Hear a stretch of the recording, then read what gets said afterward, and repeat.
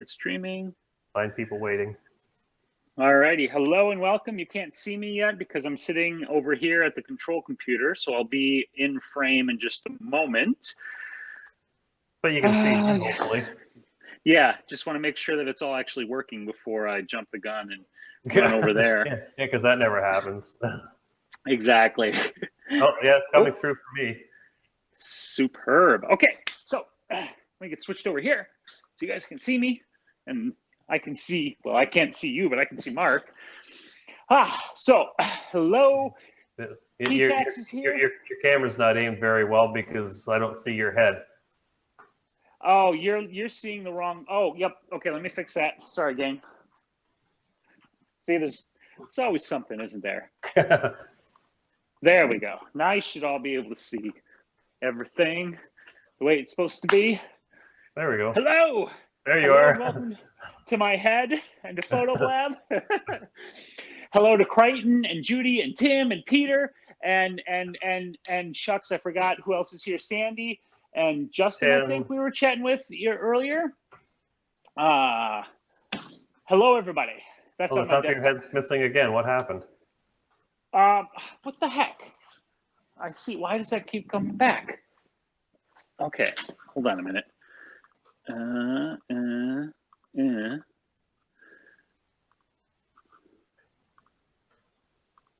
Come on now.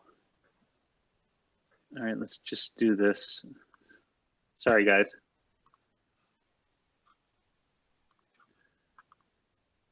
Okay, that should fixify everything. Until you sit down again. Yeah, better not. Hey, Steve is here too. How's it going, everybody?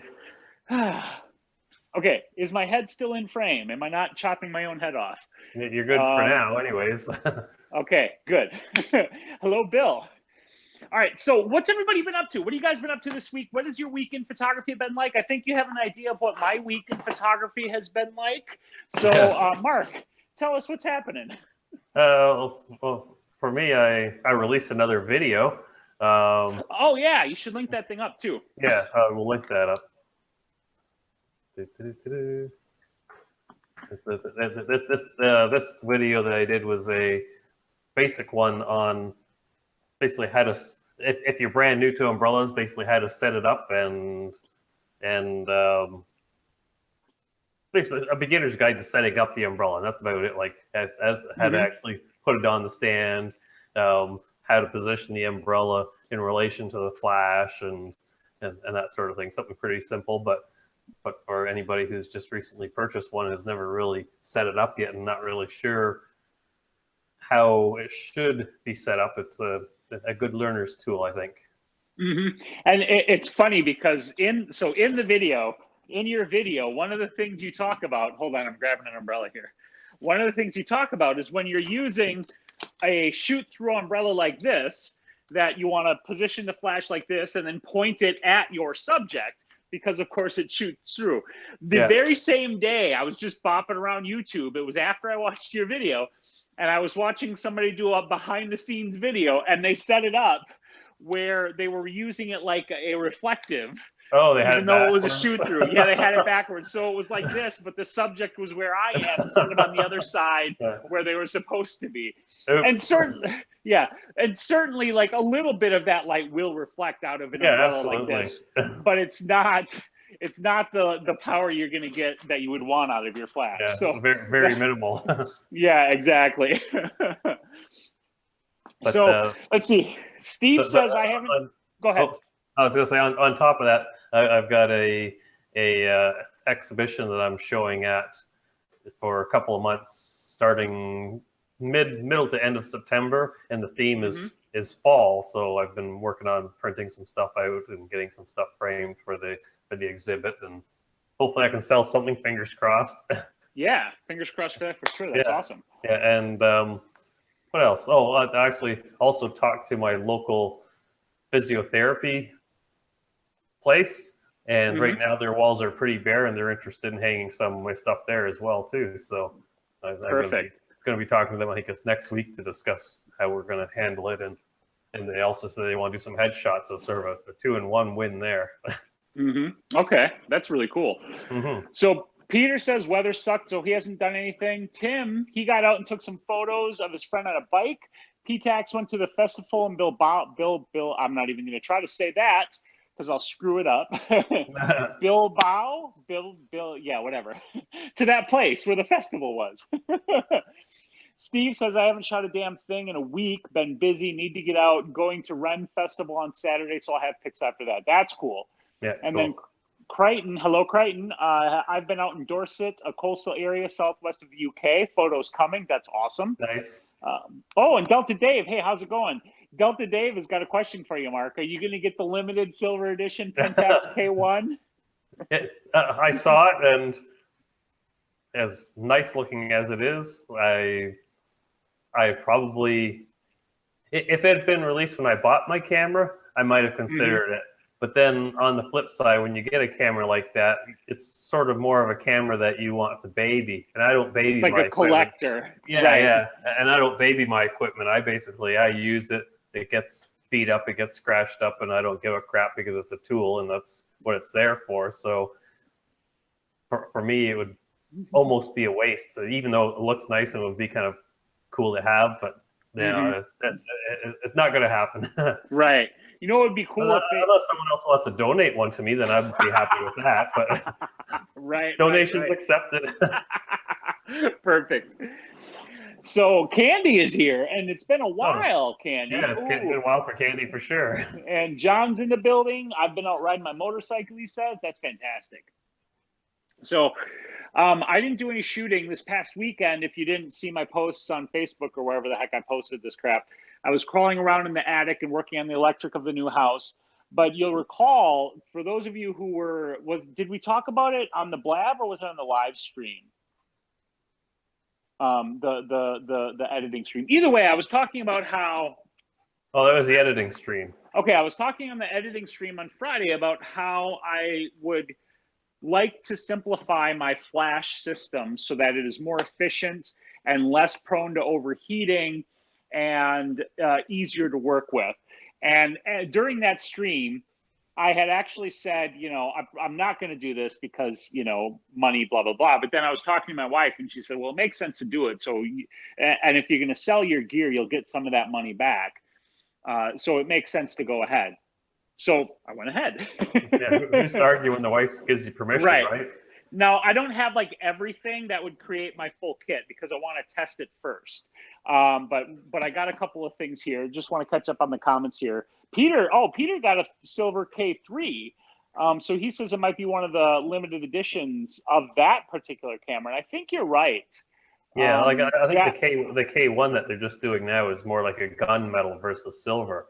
Okay. So it's possible. Maybe there's a silver limited edition and also like the gun gray or whatever the hell you want to call it as well too. Okay. I'm not sure. Yeah, and Bill says he's restricted as to how much he can get out, so he's been honing his Lightroom skills. That's a good thing to do. Yeah, that's definitely a good thing to do. Can't work on one thing, just work on the other thing. Candy says, oh, she's got a night off. That's cool. Doing family pictures at a mall and selling. I hope selling pictures. And I have been trying to do pictures at least once a week, just getting schedules with 2 jobs figured out. Yeah, that's hard. And sometimes when life gets in the way, you can't do as much as you'd like. But yeah, well, so when my kids were younger, it was the same sort of thing. It was when they were younger and after I was married, basically I didn't do anything. And it wasn't until they got older that I really started getting back into it the past, I guess, 10 years now, probably close to it anyway. So right. I totally understand life getting in the way. My box is upside down. Tim says he's drooling over the AD200. Tim, get a life. Yeah. All right. So for those who weren't on the stream, let me just talk about why I did end up getting this, and then we'll open this stuff up and we'll do some tests. But the reason, hello, Maya. Steve's daughter is with us and watching. Oh, hello. And so we got to give a shout out to Maya. So everybody say hello to Maya in the chat. Hi, Thank you for joining us and watching with us, Maya. So here's the deal. And I wanted this to also be part of a larger conversation about gear and upgrading gear and when you should and when you shouldn't do that. Because Like, there's always new gear. The D850 from Nikon was just released, and people are drooling all over that camera as well. And you guys know that I pretty regularly actually advise against upgrading. And my philosophy is always this, and I want to tie this into why I did what I did here. And the philosophy is you should not upgrade until you actually understand the full limitations of the gear that you're using and how it is restricting your ability to work, and upgrade when you need to get beyond those limitations of that gear that you're using. That's when you should make an upgrade, not when the Nikon D850 comes out and you go, oh my God, 49 megapixels instead of the 36 I have with the D810, or, or whatever it might be, right? Because there's always a new camera coming out of the pipeline, and because it's new, it will technically be better because it'll have more this or better that or whatever. But there's always something newer coming around the corner too. So yeah, exactly. So it's just not about the gear to make you better. The gear is your tool, and you need to know how to use your tools. And we can go into that in further depth. But the reason I decided to get this stuff is what I have been using for quite a long while. Steve says Maya is 8 and she loves the live streams and follows along. That's awesome. I really love that. For sure, I think that's so cool. I'm glad you enjoy these, Maya, and I'm glad that you watch them with your dad. That's really fantastic, and I love it. I'm sure it's all me, not you, though. Well, I mean, you are the better looking one. So. You have more hair than I do, though. I don't know about, if I let it grow on my face, right. Okay, so what my lighting setup has been up until this point, and I'm actually going to grab more to give you really a better understanding of what I'm talking about. My lighting kit has been all of these flashes, and well, you better not get them all out. We only have an hour. I know. All of these triggers and all of these cords. Like this great big pile of stuff right here is what I use lighting. I've got 1, 2, 3, 4, 5. There's actually a 6th flash. I don't even know where it is right now. Oh, it's right in front of me over there on my heater. I'm not going to go grab it. And then all of these triggers here, and the one that goes on my camera, and then all of these cables. Okay. Now, when I got into flash photography and I wanted to work off camera, the system was you buy some sort of a flash, and then you have to buy some sort of a trigger in order to fire that flash. And that's worked for me great. I've got these pocket wizards, which are expensive but work really well. I've got all of these different flashes, but they all work because they have one thing in common, which is they have a sync port that I can plug into. And I've created a ton of wonderful work that I love with this gear. But more and more as I use it, I was finding a couple of things, especially in light of how things have changed. And number one is now you can buy flashes like this Godox. Godox? Does anybody know how to actually say this? Mark, do you know how to actually say this? I do not. Okay, I just always assumed the way you were pronouncing it was right. Well, I'm gonna go with Godox, but if it's incorrect, somebody can correct my pronunciation. And Godox isn't the only company that does this. Yongnuo does it, and several. I think Newer has options. This flash has built into it a radio receiver, which means in order to fire this wirelessly, I don't need something like this and this cable here that I got to plug into the side here, and then that I got to put batteries into this, and then I got to open this up, and then I got to, get this and make sure that it's properly connected and screw that in, and then put batteries in here and all of that. Like, I don't have to do that. It's all built into the flash. So that right there makes the whole thing more efficient, because if all I got to do is pull this single flash out and put my trigger unit on top of the camera, turn both of them on, and boom, I'm ready to go. That immediately saves me time. And it saves me stuff that I have to carry around, because I don't have to carry around all of these extra cords and all of these extra triggers. So there's that. And if it was just that, I would have bought like 4 or 5 of these. But I also did buy a Godox. Go as in go over there, and docs as in docs. Okay, so Godox. Thank you. Oh, Peter says, I'm currently investigating the possibility of putting up an exhibit at the local main library. That's really cool. That's really cool. Yeah. And that's a good point. Like if you ever want to exhibit your work somewhere and get a taste of what exhibition is like, go to your local library and ask them if you can do one. Lots of times the answer is going to be yes. And all you got to do is schedule it up, figure out where your space is going to be, and then hang it. Yeah. Yeah. Well, a lot of towns and cities also have like that.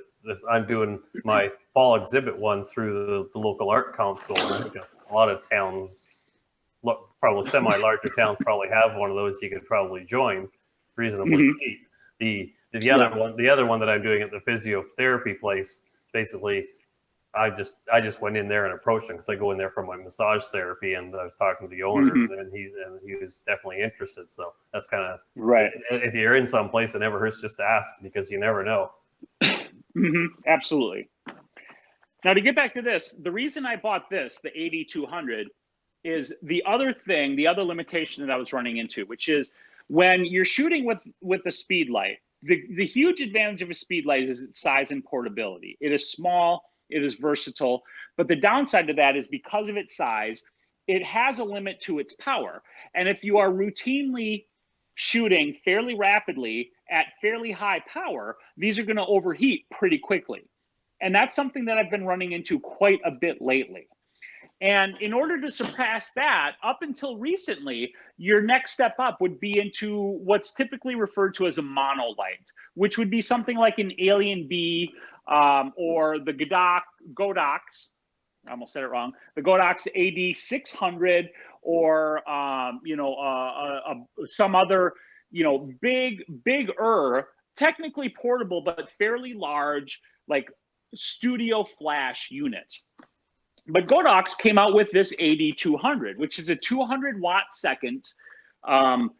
It's technically a monolight, but it's basically about the size of a speed light. And in fact, let's open this bad boy up. Now, this is the first time I'm opening this box up outside of opening it up yesterday to pull out the battery to charge it, so I know we'd be able to work today. I didn't pull out the flash unit at all. It comes in this nice carrying case right here. So you only half cheated then. I only half cheated. Inside, we have the charger, the battery. There's a flash tube, the tube head. Here's a mount, and then this is the unit itself.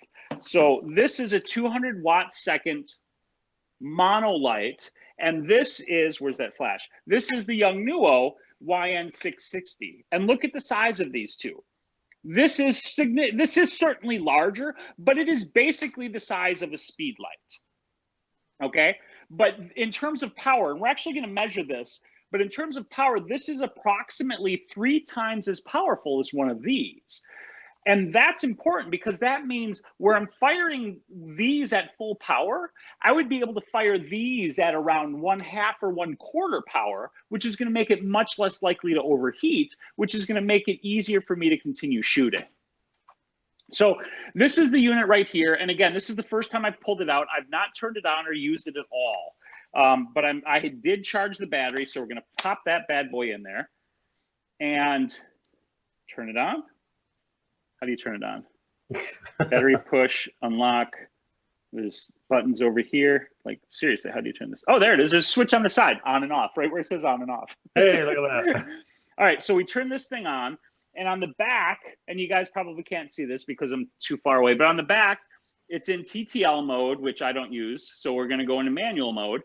And then you got a little dial here, and you can change the power. And boom, just like that, like we're ready to go. So which one is the test button? I don't want to blast you guys in the face, so let me just blast my over the shoulder. Okay, so the red button right here is the test button. Now this connects to a 1/4-20 thread, which they actually give you a little umbrella mount that you can use with this, and it screws in either on the bottom here or on the side. And you can orient it this way or this way, depending upon how you want to set it up on your stand. But this is the whole unit right here, and I'm really impressed by this. And a lot of photographers have been really impressed by this because of the size. Now, because I still have Kim's light meter here, we're actually going to do a power comparison and see how powerful this is in stops compared to how powerful this Yongnuo YN660 is. And I'm kind of excited about doing that. So I've got this right here. This is flash number 1. And what I plan to do is have 2 of these, maybe 3 of these in my kit, and then 2 or 3 of these for a total of 5 flashes. I don't often use 5 lights, but I have used up to 5 before. I typically use 3 to 4 lights when I get more complex. 1 to 2 lights for my simpler lighting setups. Is that one in your right hand? Is that one just a regular speed light, or is it also a little more powerful? Oh, this is a regular speed light. This is the Godox TT600. This has a guide number of 60, which is the same in terms of power as the Yongnuo YN660. So Sandy had a question. She said the head doesn't tilt forward or left to right. And no, it does not. This head is a speedlight style head, but it is fixed in its position. So in order to tilt it, I would have to actually tilt the flash, depending upon how it's mounted, to position it where I want. One of the other advantages of this, though, is the fact that you can actually change. I don't even know how to do it, but I know you can do it. There we go. You can actually change the head type and put a bare bulb head on there instead. So now, once I figure out how this works, because I've never used one of these before, if I slide that in there and then I take this bulb and I put it in here, now I've got a bare bulb flash instead of a speedlight style flash. And I can go back and forth anytime I want, which I think is really, really cool. So that's one of the other really neat advantages of this, this light, is this ability to be able to change these heads. So let me put this back on and unbox the TT600. Now this looks pretty identical to the Yongnuo YN660. Mark, you still with us? Yeah, I think so. Okay, I just looked over and you looked frozen there for a moment, so I wasn't sure. So the 660 comes inside one of these pouches that just about every flash that you purchase comes in, every speed light. And Peter, you are correct. The bare bulb could be better when using a reflector, umbrella, or a soft box or anything like that, because it's going to give you a wider dispersion of that light and use the diffusion surface to its maximum. When using the bulb, did it come with one of those the reflector dish? Yeah, that's what I'm thinking. It did not come with that. You can buy a dish for $8. It's pretty cheap. Yeah, that's pretty cheap. I was just thinking, if you're using just a bare bulb, then half the light's not going to go into the umbrella. Whereas if you at least you had that, then at least if you had that, then it would throw it all into the umbrella. Exactly. Now, Delta Dave just pointed out, and I was actually just going to say the same thing. So thank you for bringing it up, Dave. That this Fresnel head here, this speedlight style head, is fixed at a 30-degree beam. Whereas on a flash like this, you can change the width of your beam by moving the flash bulb up or down the flash tube itself. But because this is a fixed tube, it's fixed at 30 degrees. So when we do the power test, we'll set this one at 30 degrees. So here we have the TT600. And as I look at the two of them, they're pretty similar in design. The Godox is smaller than the Yongnuo flash overall, even though it's rated at the same power in terms of guide number. The button layout is, I just dropped that right on top of my camera. I hope it didn't wreck my camera. That's fine. The button layout is similar, but the button style is a little bit different. And it's also got a screw lock on it as opposed to a slide lock that the Yongnuo has. And the other thing, and I actually like this quite a bit, is the Godox has a 3.5 millimeter sync port instead of the classic but really stupidly designed old style PC sync port that we have on this flash right here. And I wish I had a closer angle here, but oh well, we'll just go with what we got. So this here has the radio built into it, as does the AD200. So both of these are already ready to go wirelessly. All I need to do is power them up. The last thing, and the reason I didn't buy everything all at once, the last part of this equation is this right here. This is the Godox X1T-O Olympus model flash trigger.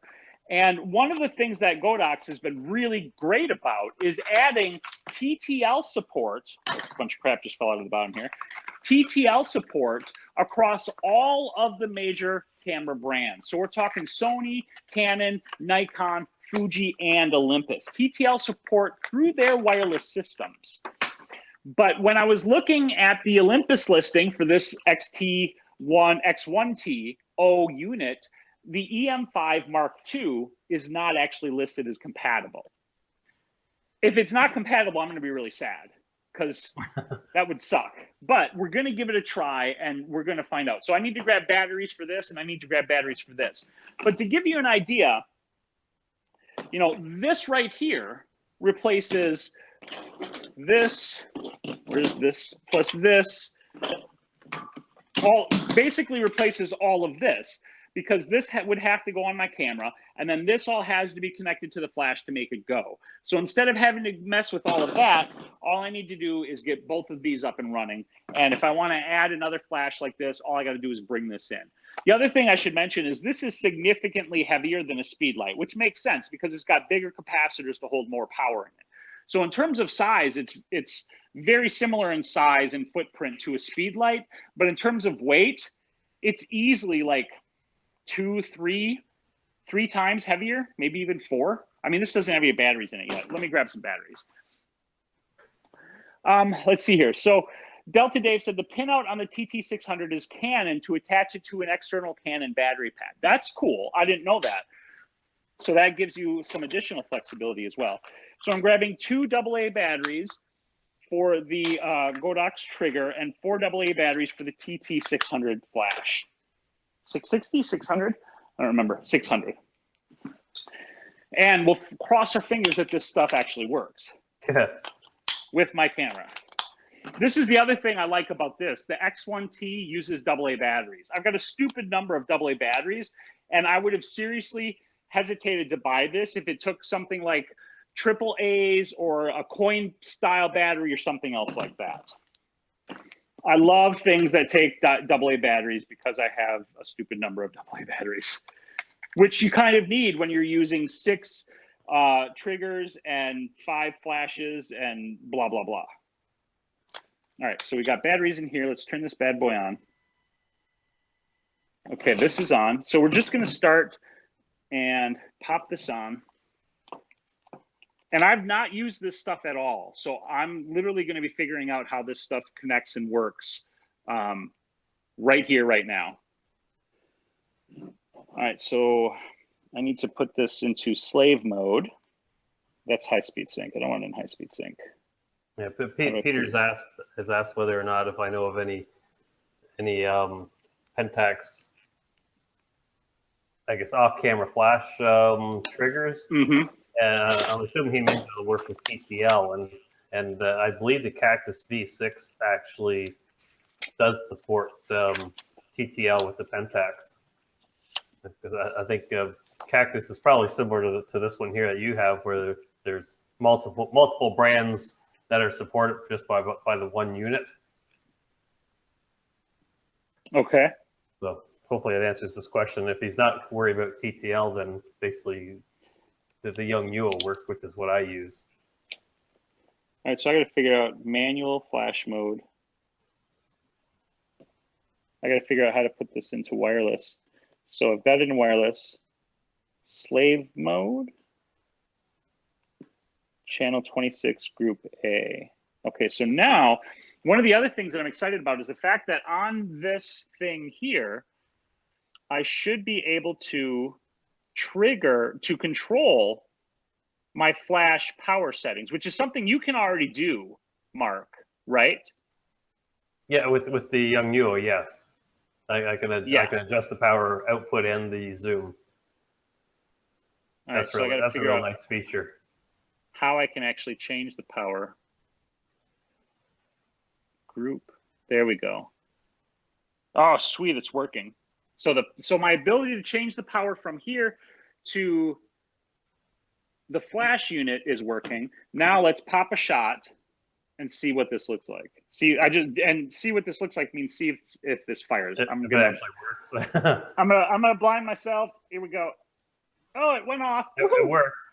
Okay, so that works. Now, the next thing I want to check, and this is the thing that I was particularly interested in, is, okay, is the high-speed sync and whether or not it will actually work. Okay, I just put it into high-speed sync, and I put the trigger unit into high-speed sync mode, and I just went to 1/800th of a second. And now I can't fire because I can't hold my camera. Okay, the flash did go off. Now, whether or not it technically works is a whole nother question, and I don't know about that because what we'll have to do is set up and actually test. Yeah, I know that the actually though this was in TTL, but I deliberately bought a flash that didn't have TTL, or was it in TTL? I don't know. Anyway, yeah, I deliberately bought a non-TTL flash. I didn't want TTL, but I did want the ability to go high-speed sync, and that's what I was worried about working or not working. Now the flash does fire when I'm in high-speed sync mode. I'm at shutter speed of 1/800th of a second, and with the high-speed sync function turned on the flash and on the transmitter unit, the flash is firing, but we're going to have to set up and actually test to see if it fires properly. So the next thing is bring the AD200 into this setup. So I'm going to turn on the power, and I'm going to assign this to a different group. I'm going to put this in group B, and I want this in manual. And now I got to go to the unit and go to group B, and I'm going to take it out of high-speed sync mode. And if anybody has questions about this stuff, about the flash or about anything else, let me know, because like I said, I'm figuring this out as I go with this. But as of right now, I can tell you right now, I'm quite excited. Just by the fact that it seems to be working. Okay, here we go, B, and I want to change the mode, and now I want to change the power. Okay, I got to get used to how this actually functions. Group, that allows me to change the power. And it doesn't appear to be changing the power on, oh, I didn't change the channel here on the, okay, so I need to change the, how do I change the channel on the 80? There we go. So let's get that on channel 26. Set, and now I should be able to change the power from this unit over to, but it's still not changing the power of the AD200 for me. It's stuck at 1/128th power, unless it's actually changing the power, but it's just not changing the display on the back here. TT860 to TTL. I mean, I'm gonna just fire this and see if it goes off. No, it didn't even fire.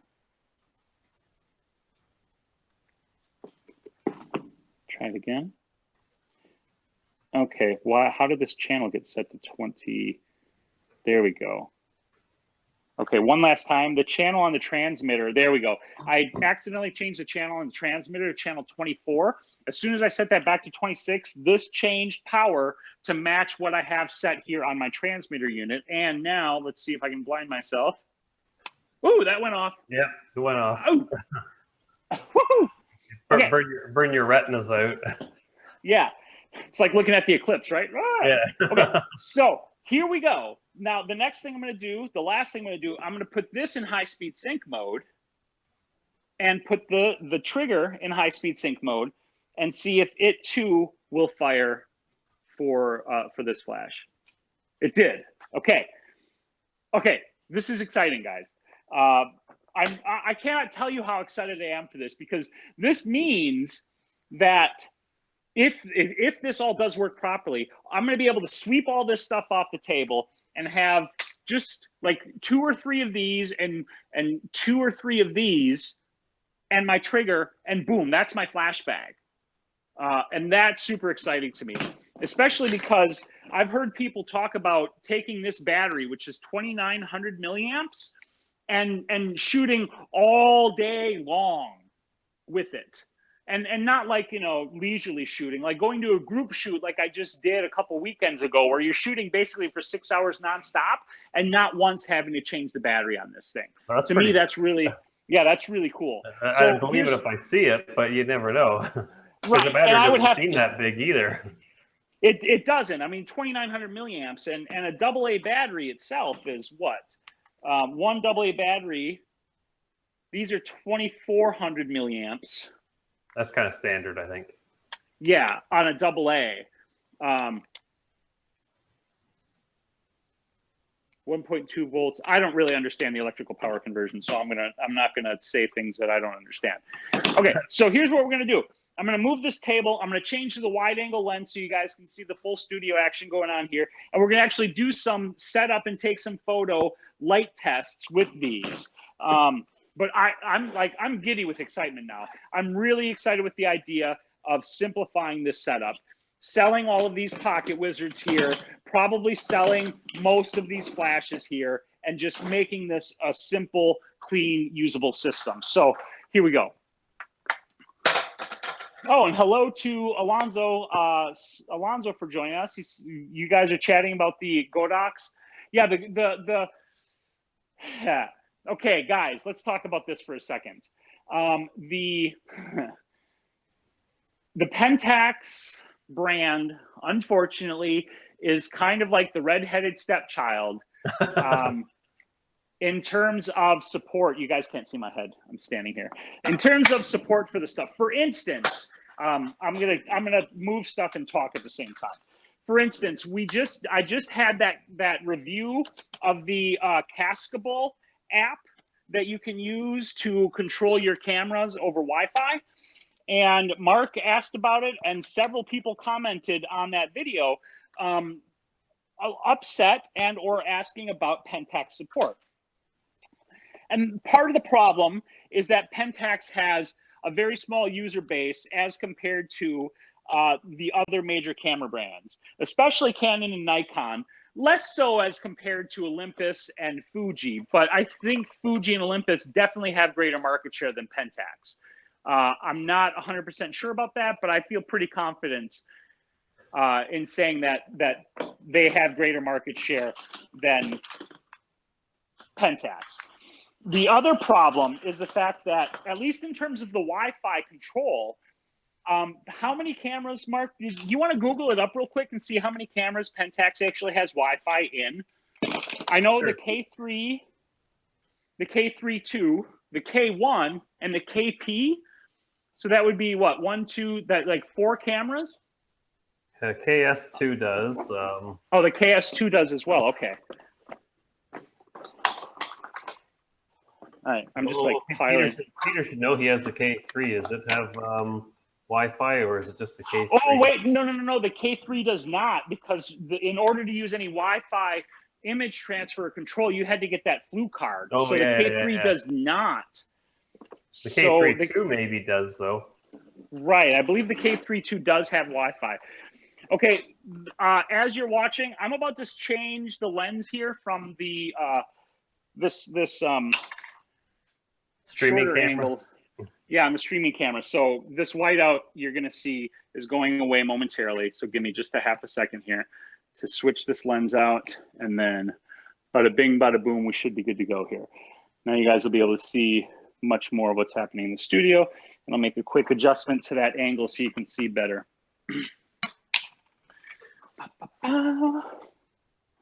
Upsy daisy. Woo. There. That should be good right about there. And we'll get rid of this table, and we'll bring out Lisa the man, or maybe I'll just take some goofy selfies for you guys.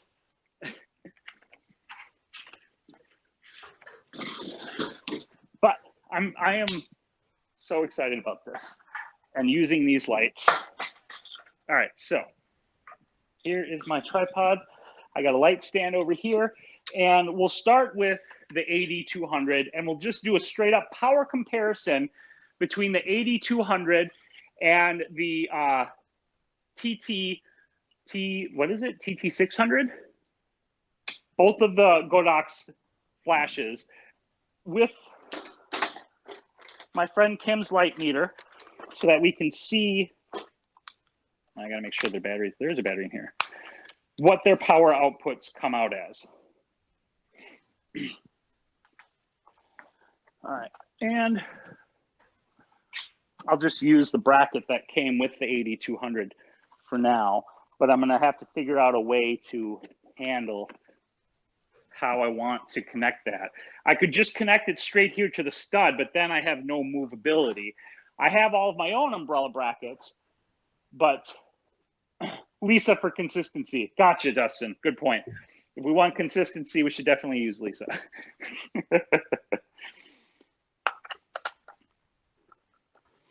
This bracket here has the stud coming out of the top. All of my brackets also have a stud, but they also have a cold shoe on them for the I'm trying to figure out the position, how I want to position this. For all of the other flashes that go on as shoe mount flashes. So this AD200 is not designed, nor can it be used directly on a camera. It's not a shoe mount. All right, so this first is just going to be a full power test of just the AD200, and we're just going to get a light meter reading on this. I'm not even going to, I'm just going to grab the trigger off of the camera and turn on the light meter. I'm going to stand right here. I'm going to put the flash back here. So I'll be about 4 or 5 feet away from the flash, and I'm just going to be taking a meter reading of a full power firing of the flash. So I got to actually group, change that up to full power. There we go.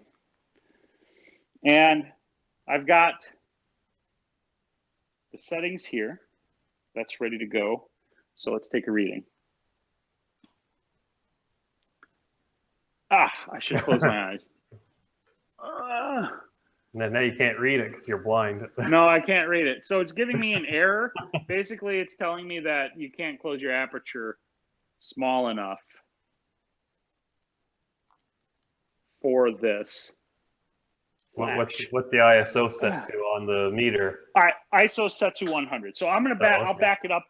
I'll back it up a bit more. We'll go from there. Let's do another test. And close your eyes. We are ready. Yeah, I'm gonna close my eyes this time. And it's still giving me an error that it can't give me a read. That's weird. Well, I mean, if it's that powerful, you know, assuming like f32 is your maximum on a lens, it's basically saying this is too powerful. Yeah, I guess that's true.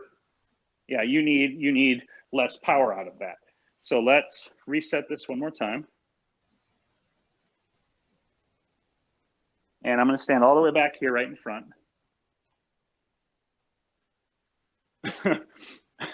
It's telling me f64. There you go. Okay, so we got a reading now, f64. Now we're going to take this off, and we're going to put the TT600 on. And same position, full power, with the flash head set to 30 millimeters or as close to that as we can get. We'll go with 28 millimeters because it goes from 28 to 35. So it's not exactly the same, but for the purposes of the test, it should be close enough to give us a decent reading. And you can't see me, but I'm putting the flash head on. And I'm actually just going to point the whole head forward like this, so that it's at basically the same level as the AD200. And it's right here next to the streaming camera, right backed up against the wall. So we're going to turn the power on, and then on the trigger unit, we are going to go back to group A, and we're going to set that group to full power as well.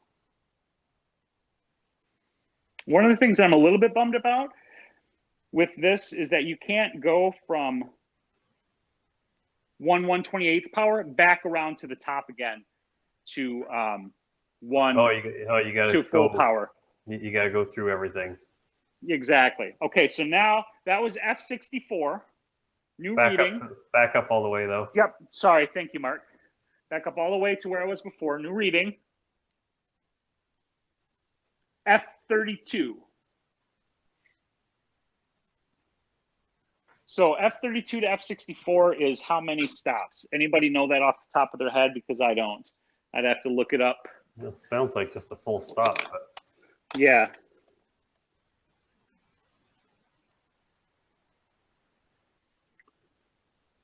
Everything I have stops at 32. But that would seem like just a full stop.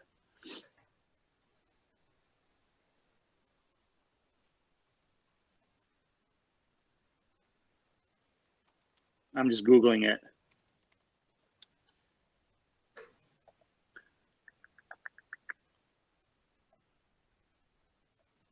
Yeah, it seems like 2 stops, F32 to F45 and then F64. So that's 2 stops, greater power coming out of this rather than versus the 600 flash. And that's, you know, that seems pretty reasonable. That's not exactly 3. I don't think that's 3 stops. No, of course it's not 3 stops. It's 2 stops in terms of just greater power output. I don't know if that translates to 3 times. I think, let's see, 3 times.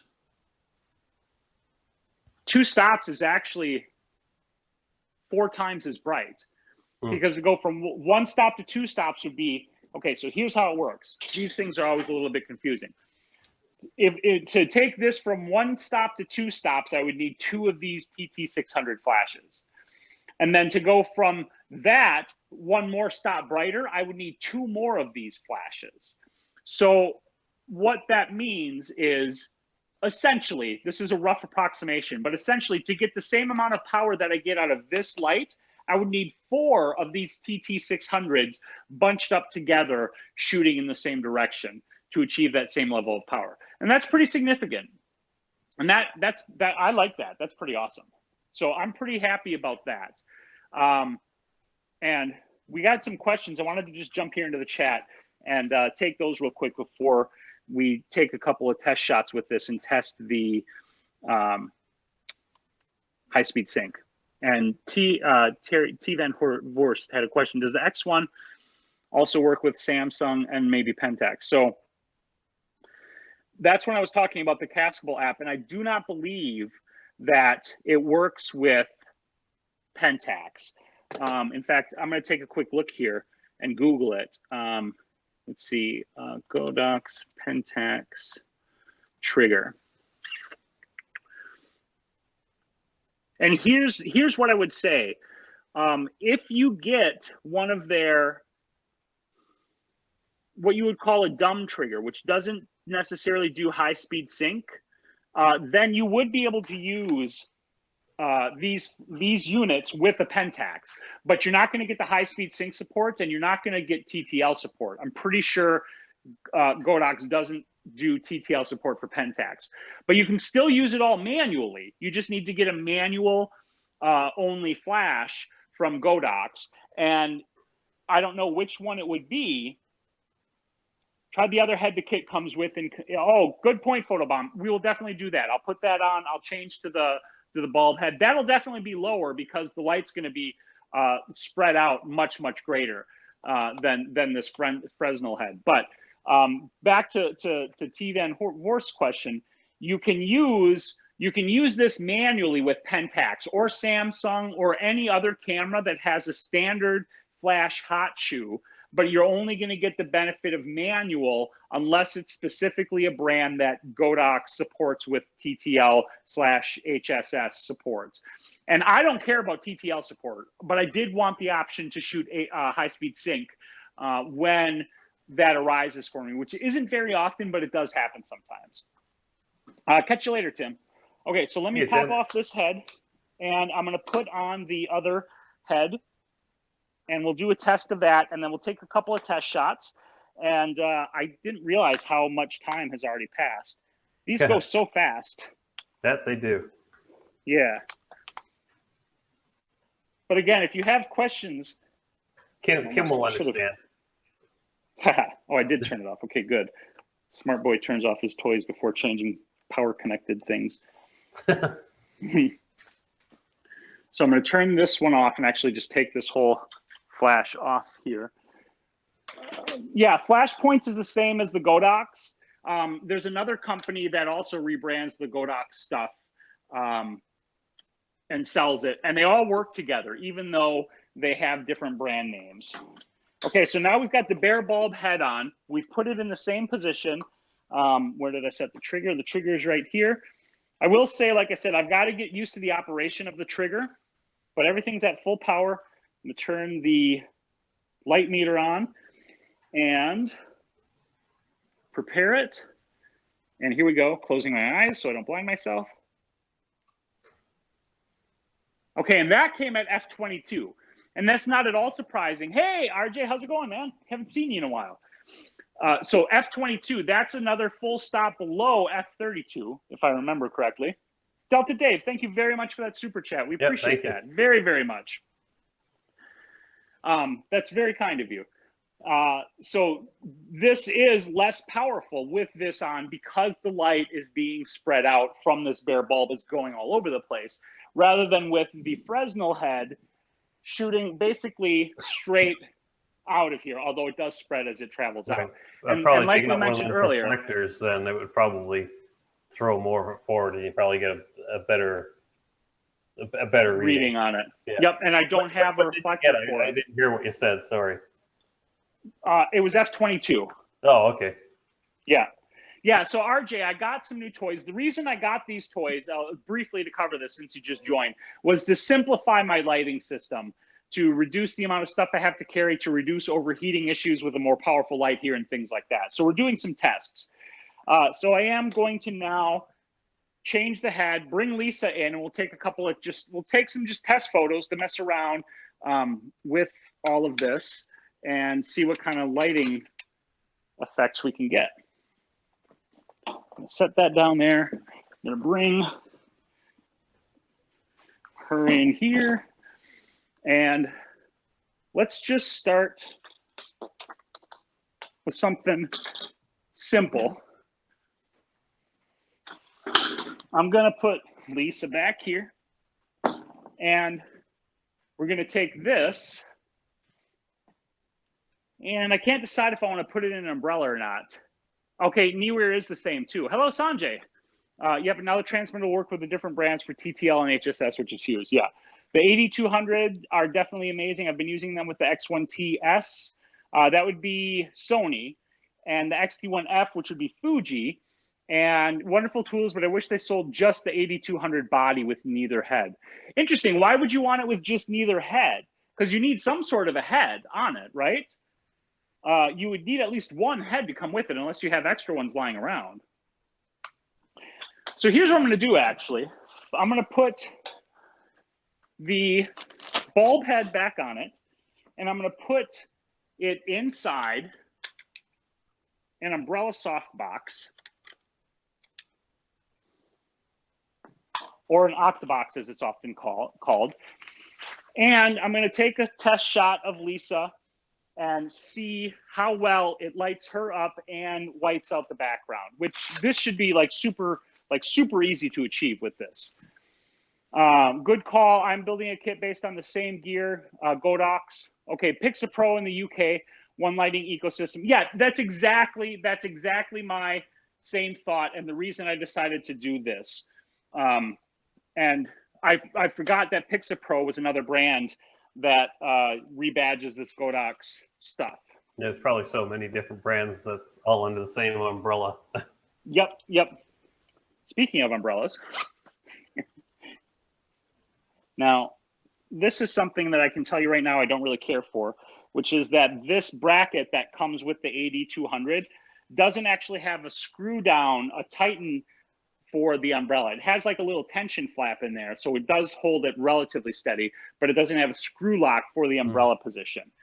And that I don't really care for because it's fairly easy to move this when you may not want it to be moved. I do like how easy it is to fit the AD200 inside my umbrella softbox as compared to the traditional speedlight heads. It was always kind of annoying getting them inside there. And we're gonna just put this about here and turn that bad boy on.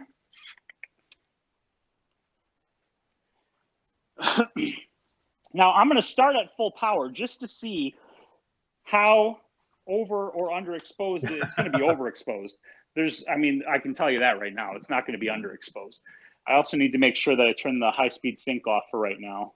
That just means your background will be white. Yeah. Along with Lisa, but yeah. Hey, Ricky McKillips, how's it going? Thanks for joining us. I hope I said your last name correctly there. Let's see. The head should all be sold separately. It comes with two. Can't use both at once, and they have a new bracket that has LED modeling light as well as lets you combine flash tubes. Okay, I understand what you're saying then. So you want one or the other, and you want the option to buy whichever one you might want. That I can see that. I rather like that it comes with both heads, but you know, I think what he means is a spare pack. Right. So therefore, you didn't have to buy another one, right? And then have two bare bulbs and two. So you could buy just without any bulbs, and then you use the bare bulb on one and the other one, the Fresnel on the other. Right. Yeah. And I can understand that as an option. It would be nice if they just offered you the option to buy just the body and to buy just the head separately. But I do like the kit. I'll say that I personally am glad that it came with both because it gives you some versatility to it. Yeah. RJ said, grab yourself a few S-mount adapters, the Godox S-mount adapter brackets, much better and will run any Bowens mount modifier. Yeah, I don't have any Bowens mount modifiers. And that's one of the things that I was thinking about, like what am I going to do differently, if anything at all, for my modifier situation? But let's take a test photo here and see what this looks like. So I am shooting this at what would be a typical set of settings for me, which is 1/250th of a second, my base ISO of 200, and an aperture of f7.1. And the AD200 is currently at full power. And that definitely overexposed pretty much everything. Yeah. That's not as bad as I was expecting, actually. Yeah, it's not as bad as I was expecting, but it's definitely overexposed. And I did say it correctly, Ricky says. People always say McPhillips. I caught myself. Yeah, I caught myself. I saw that K, but my brain was telling me that it should have been a P, yeah. But I'm glad I caught it. So I'm going to change the power of this flash down. I'm going to go down just one stop, and we're just going to walk it down and see what it looks like stop by stop. So this is at half power. Still too bright. Still quite too bright, yep. It's easier for Godox to just pack both heads at the factory delta, Dave said. That's a good point too. They're going to want to keep things as simple as possible. Yep. Okay, this here now is at, for them. Yep. This is 1/4 power. Still too bright. Okay, now here's one of the things I want to check. Okay, why is this not changing power? I know why. I'm on the wrong group. Oh. So these have all been full power. That was my bad. That's why that didn't look like anything was changing. Yeah. Okay, so let's do this again. This is half power. Now we are actually changing the correct unit. Yeah, that made a definite difference now. Yeah, that's definitely different. It's still a little bright, but not that bad. Yep. This is at 1/4 power. That looks pretty darn good right there. Pretty good, yeah, for sure. Yeah. So that's quite nice. It's quite nice how it works. It gives us, you know, I mean, I just threw it in the umbrella just for a test. It gives us a nice soft light. I really like the ability to change my power level right here. That's an ability I've never had before. Go ahead, Mark. So what's your aperture at on the camera? I'm at f7.1 right now, which means if I wanted to, I could go up with to the meter. I was going to say check it with the meter and see if the meter tells you more or less the same. Gotcha. Let me grab that and do a quick check. So we'll turn that on. I got to change the ISO to 200 because my base ISO on my camera is 200. All right, and I need to be able to fire the flash. And hopefully not drop any of this. F8, so I'm almost right there, according to the meter for exposure. So yeah, that's really slick. Now I want to do a high-speed sync test on, deliberately shoot at above my sync speed, even though we're indoors. So I just set that to high-speed sync. I'm going to turn the high-speed sync on the flash unit, on the transmitter, and we'll just go with 1/800th of a second. And we're going to jack the power back up to full power and see if this functions properly.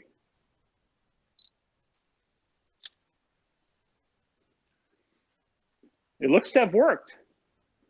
It's obviously darker because with high-speed sync, it has the pulse, that power out. Yeah, but the fact that right. But the fact that it actually worked, like that is awesome. And somebody mentioned, I'm not sure if it was Photobomb or Delta Dave or somebody else mentioned earlier, but Godox, and I saw this, and this is one of the other things I was kind of excited about. Godox has that, oh, that's it right there. Photobomb's talking about it. The ADB2, I think, is the unit that allows you to put two of these AD200 units together to turn it into a 400-watt second head, which is pretty great.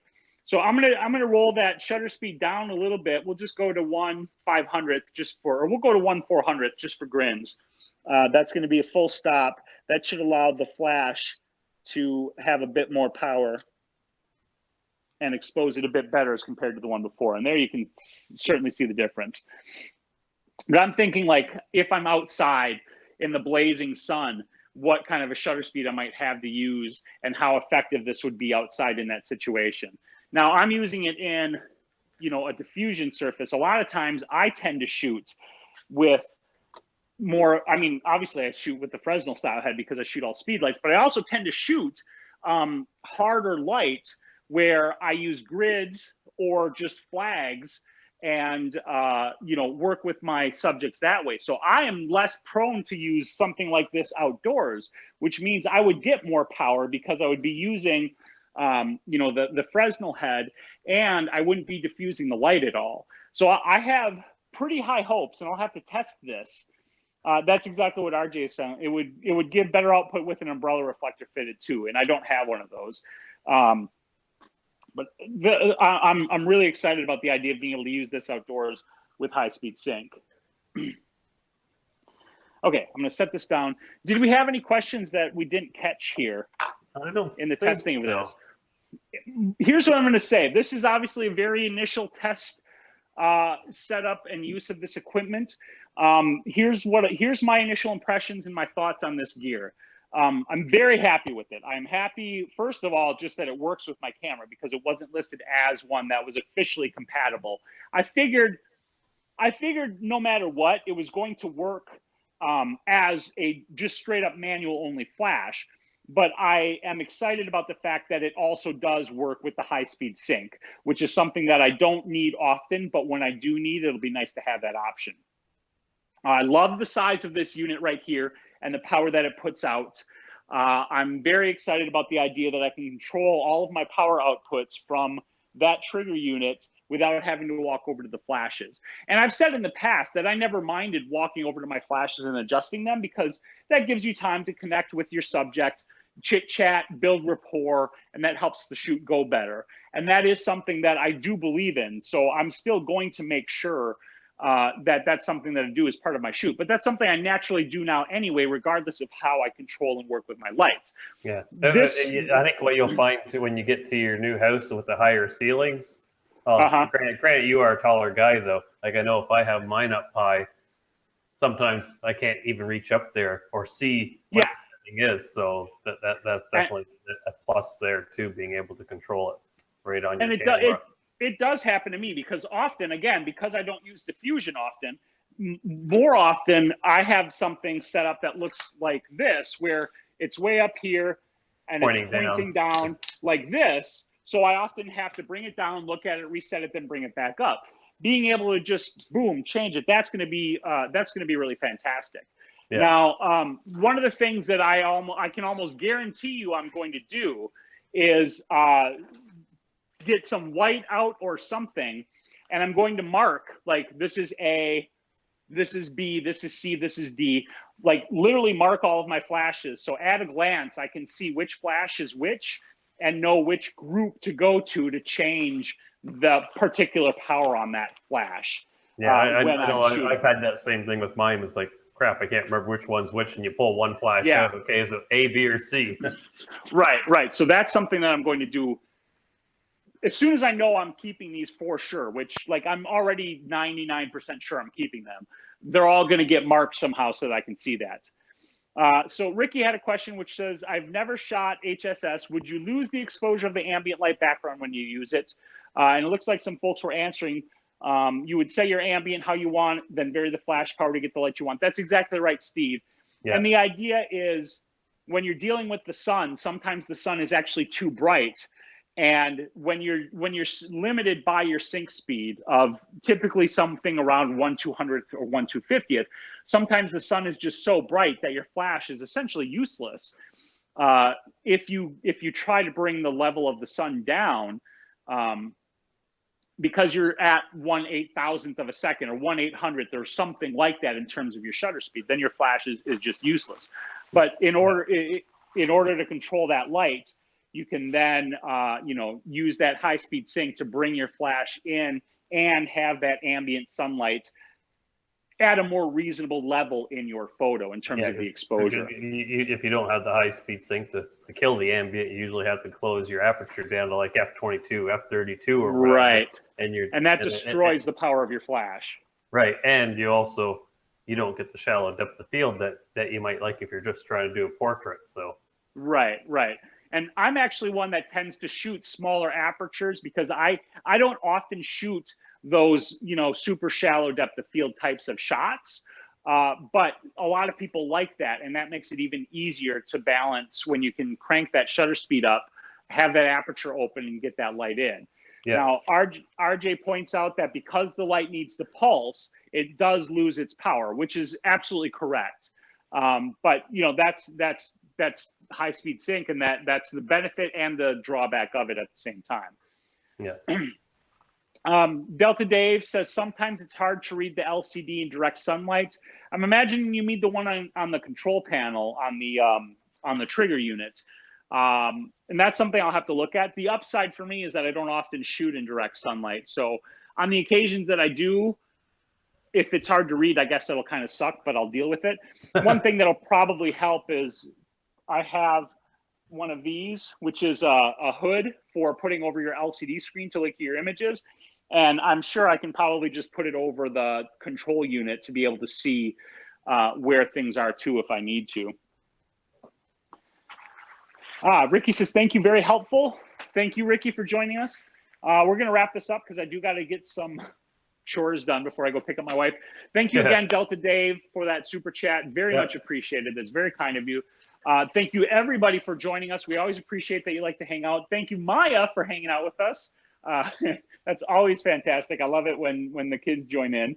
On the flash unit. Oh, that's even better then, because then if you have the control unit, you don't even have to look at the flash unit. And I've had that with basically every flash that I use outdoors. They're pretty hard to read. So yeah, thank you, everybody, for joining us. Mark, do you have any last words you want to add about upgrading, about anything else, flashes, anything? No, I don't think so. Okay. RJ says, also, a portrait at f1.4 may look cool, but shows zero context or location. Yeah, that's very true. And I typically am showing more context in my shots, which is why I tend to shoot at smaller apertures. It depends on the look you're going for.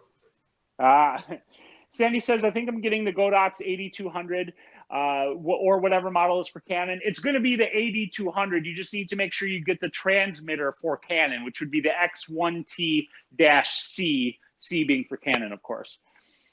Bill says, good show. Thank you very much. Thanks. Thank you, everybody. Yep, we appreciate it. I am going to be editing on Friday on Twitch. So if you want to join me there, you can hop over at 1 p.m. Chicago time. Mark and I, of course, will be back next week. Make sure you hit that like button, subscribe to this channel if you haven't already, and then jump over to Mark's channel and subscribe to his as well. But whether or not you do any of that stuff, you guys better make sure you get out there and take some damn photos. We will see you guys later. Bye. Night, everyone. Or good morning, or wherever you are in the world. Yeah, right. All right. Now I got to hit all my stop buttons. So thank you, everybody, for joining us. Bye.